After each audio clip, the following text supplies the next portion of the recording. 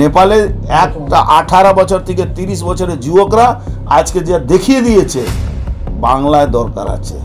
বিনা রক্ত ঝরিয়ে কোনো দুর্নীতিগ্রস্ত শাসক, কোনো দুর্নীতিগ্রস্ত শাসন ব্যবস্থা শেষ হয় না। অর্জুন সিং এর মতো একটা গুন্ডা, একটা মাফিয়া, বিকাশ বোসের খুনি জুতো পেটা করতে করতে জেলে ঢোকানো হোক। এদের যৌথ চক্রান্তের বিরুদ্ধে লড়াই করে আজ তৃণমূল এখানে প্রতিষ্ঠিত। বিজেপি নেতা অর্জুন সিং তিনি বলছেন যে নেপালের মতো বাংলাতেও দুর্নীতির বিরুদ্ধে গণ অভ্যুত্থান হওয়া প্রয়োজন এবং বিনা রক্তপাতে নাকি কোনো দুর্নীতিগ্রস্ত শাসক বা শাসন ব্যবস্থা শেষ হয় না।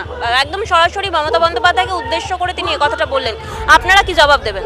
অর্জুন সিংকে গ্রেপ্তার করা উচিত, কারণ অর্জুন সিং হয়তো এটা জানে না, অথবা অর্জুন সিং ইচ্ছাকৃতভাবে জেনে বলেছে যে নেপালে যে আন্দোলন চলছে ওটা তো আন্দোলন নয়, ওটা জঙ্গি কার্যকলাপ। এবং সেই আন্দোলনের মধ্যে যারা আন্দোলনকারী তারা প্রাক্তন প্রধানমন্ত্রীর বাড়িতে ঢুকে প্রাক্তন প্রধানমন্ত্রীর স্ত্রীকে জ্যান্ত জ্বালিয়ে খুন করেছে। ওটা একটা খুনিদের আন্দোলন, এটা কোনো আন্দোলন নয়। আন্দোলন গঠনমূলক হয়, আন্দোলন কোনোদিন ধ্বংসাত্মক হিংসাত্মক হতে পারে না।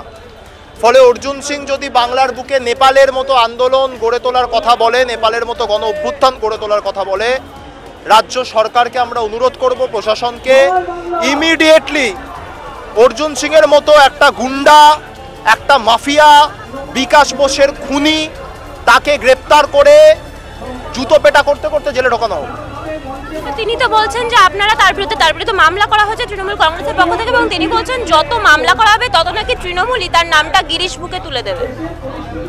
দেখুন, আদালত, আইন, বিচার ব্যবস্থার একাংশ এমন রয়েছে নিশ্চিতভাবে যারা বিজেপিকে বা তৃণমূল বিরোধীদের সমর্থন করেন, যে কারণে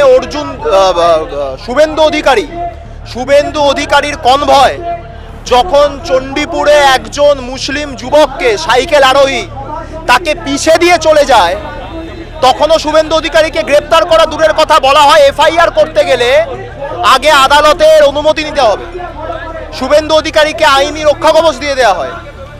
তারপরেও আন্দোলন, তারপরেও সংগ্রাম চলছে, চলবে। এবং অত্যন্ত দায়িত্ব সহকারে বলতে পারি যে এই যে তৃণমূল কংগ্রেস আজকে বাংলার বুকে প্রায় 220 জন বিধায়ক এবং 29 জন লোকসভার সাংসদ আছে তৃণমূল কংগ্রেসের, প্রায় প্রত্যেকটি পৌরসভা, প্রত্যেকটি কর্পোরেশন এবং ত্রিস্তরীয় পঞ্চায়েতি ব্যবস্থায় সবকটি জেলা পরিষদ তৃণমূল কংগ্রেসের, 90% পঞ্চায়েত সমিতি এবং গ্রামসভার আসন তৃণমূল কংগ্রেসের। এটা শুধুমাত্র সিপিএম বিজেপির বিরুদ্ধে লড়াই করে নয়, এটা সিপিএম বিজেপি সংবাদ মাধ্যমের একাংশ এবং বিচার ব্যবস্থার একাংশ এদের যৌথ চক্রান্তের বিরুদ্ধে লড়াই করে আজ তৃণমূল এখানে প্রতিষ্ঠিত। ফলে স্বাভাবিকভাবেই এই লড়াইটা আরো ত্বরান্বিত হবে। আজকে যে উত্তর কলকাতায় এখানে সভা চলছে আপনি দেখছেন, এই সভাটা গান্ধী মূর্তির পাদদেশে হওয়ার কথা ছিল, সেনা পাঠিয়ে সেই মঞ্চ খুলে দেওয়া হলো, কিন্তু সভা আটকায়নি। এই ধর্মতলার রাজপথ বারংবার রক্তক্ষয়ী সংগ্রাম দেখেছে।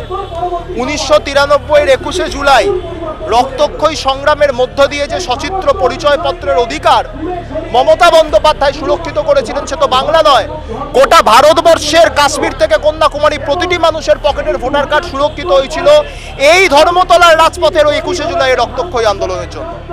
ফলে আন্দোলন আরো তীব্রতর হবে, ত্বরান্বিত হবে। যত বিরুদ্ধ আক্রমণ আসবে, যত কুৎসা অপপ্রচার আসবে, আন্দোলন তত বেশি মাত্রায় ত্বরান্বিত হবে।